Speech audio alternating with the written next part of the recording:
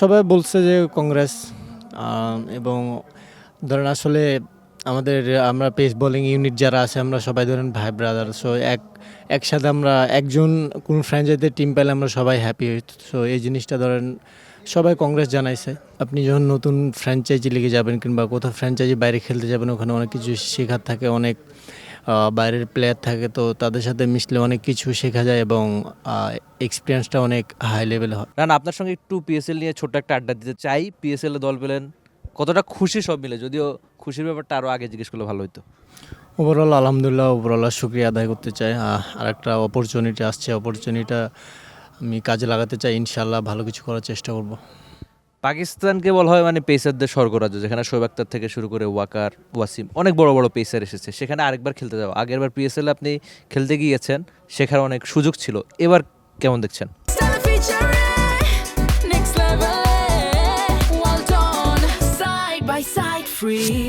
প্রত্যেকটা অপরচুনিটি আমি ভালোভাবে দেখি এবং প্রত্যেকটা অপরচুনিটি লাইফে নতুন কিছু নিয়ে আসে, তো আমি চেষ্টা করব ওখান থেকে অনেক কিছু শেখার। কিংবা আপনি যখন নতুন ফ্র্যাঞ্চাইজি লিগে যাবেন কিংবা কোথাও ফ্র্যাঞ্চাইজি বাইরে খেলতে যাবেন, ওখানে অনেক কিছু শেখার থাকে, অনেক বাইরের প্লেয়ার থাকে, তো তাদের সাথে মিশলে অনেক কিছু শেখা যায় এবং এক্সপিরিয়েন্সটা অনেক হাই লেভেল হয়।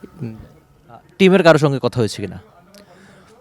টিমে তো আমাদের টিমে নাকি আপনার পিএসএল এর টিমে?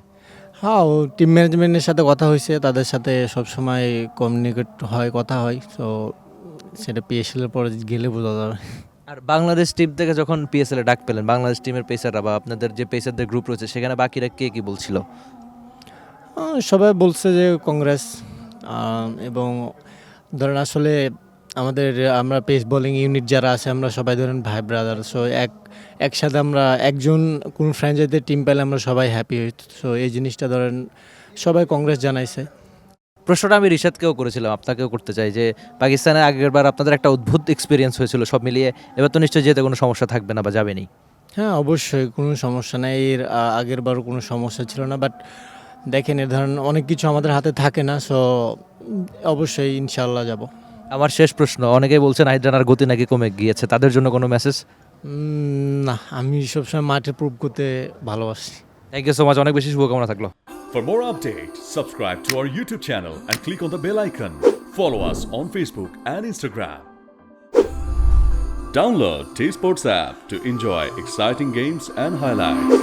Visit tsports.com.